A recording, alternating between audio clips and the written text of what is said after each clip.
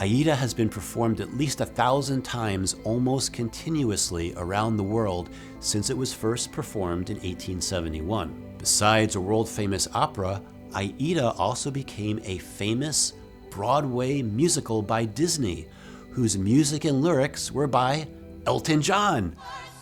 Are we paying for some crime?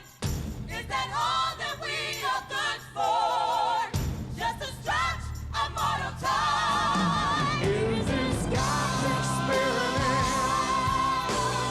In which we have no say, in which we live in paradise, but always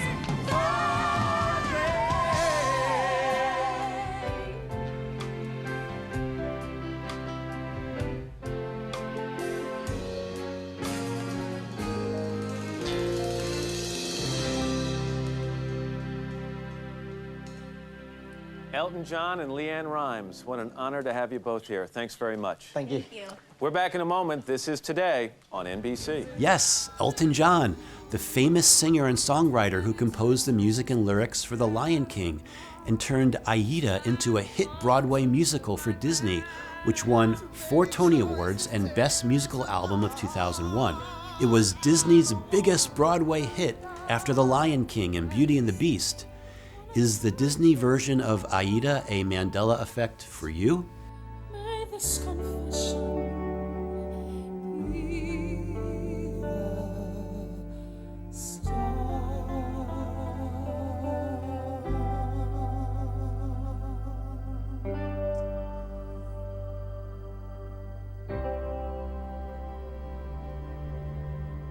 Two lovers from different worlds, worlds at war.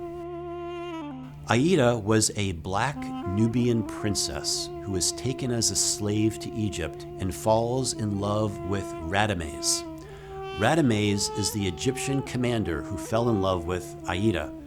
I want to interject here that for myself, the Disney version of Aida is a Mandela effect. My daughter, who would have been around 8 when Aida came out on Broadway, and I had taken her to see The Lion King, Disney World several times, but had never even heard of it. And I love Egyptian themes in shows and movies, and I feel I would have noticed this one.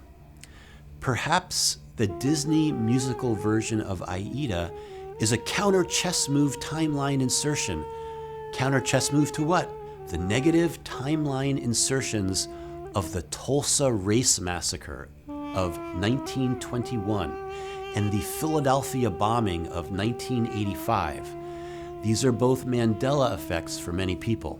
The Tulsa Race Massacre is considered one of the single worst incidents of racial violence in American history. The actual number of people killed and injured is not known, but as many as 300 people were killed and 800 more seriously injured. The Philadelphia bombing of 1985, also called the Move bombing, is when a Philadelphia State Police helicopter and the Philadelphia Police Department dropped 2 bombs on the apartment building where a black militant group was said to be living. The bombs killed 6 black adults and 5 of their children. These types of timeline insertions serve the purpose of causing fears and hatred and tensions between blacks and whites in the United States, tensions that echo through to today. However, the young generation of the year 2000 to 2010 that would have watched this play would have been immersed in this love story. The story of true love between a white man named Radames and a black woman named Aida. A love so strong that they would die for each other. A love from 2 very different worlds that transcend all barriers or cultures. Something to note about the Disney version of Aida is that the 2 main stars almost died before the Broadway version in New York started. They were doing performances in Chicago first, then during the last performance, the stars, Adam Pascal and Heather Headley, almost died. The box that they were in, which represented the tomb they were sealed into, suddenly crashed 20 feet to the ground. I'll let Adam tell the story.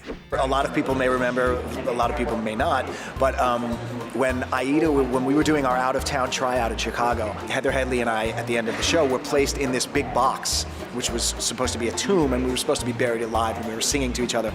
Anyway, the scissor lift that was holding us up in the air gave out, and the whole box came crashing down like 20 feet, and we hit the deck, and then we popped out of the box, and then fell like another 3 feet to the stage, and we both got really hurt. Because this was our death scene, the audience, like, it took a good 20 seconds for them to realize that this wasn't part of the show, and that, you know, so, but they brought the curtain down, and they made an announcement, is there a doctor in the house? And this is not made up, I swear to God this happened. A man comes running up on stage, and he's like, I don't know if I can help, I'm a dermatologist. But 2 days later, you know, taped ourselves up and loaded ourselves up with ibuprofen, and we were back in the show. Here's how one commentator about the opera version of Aida describes what happened to Aida and Radames. When he is led away, Amneris is in agony when she hears that Radames is condemned to death by burial. Enraged, the princess curses the judges. In the final scene, Radames is buried in a dark vault where he hopes Aida is safe, but soon discovers she already has entered the crypt to die with him. Awaiting their tragic fate, they sing a heartbreaking duet as they bid farewell to Earth, while Amneris, prostrate above the tomb, prays for peace. Perhaps like during a time of Atlantis, one world an invading force, the other world of Earth and defending her kingdoms of Atlantis from takeover. One lover who by stealth seals its consciousness energy into the prison tomb in secret because their love is deep. They cannot bear to be away or alone from each other.